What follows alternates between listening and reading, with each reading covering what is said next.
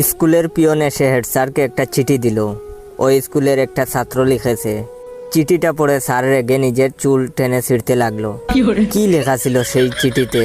তার আগে অবশ্যই আমার টিকটক অ্যাকাউন্ট বাইসা বনফায়ার আর ইউজার নেম ইওর জয় অ্যাকাউন্টটাকে ফলো দিয়ে রাখেন।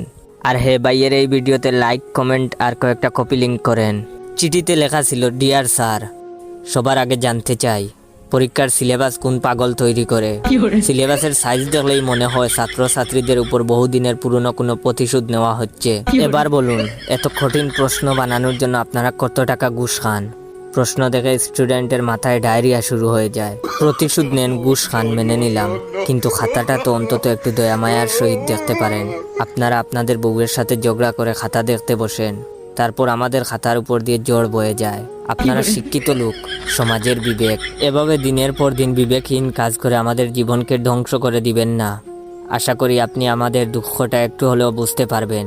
ইতি আপনার একান্ত বাধ্যগত ছাত্র। কি মিয়া, আমারে পাগল পাইছো? নাম লেখা বাস খাই। এখন মেনশন করো তোমার ওই বন্ধুটাকে। তোমার ধারণা যে এই লোকটাই চিঠিটা লিখেছে?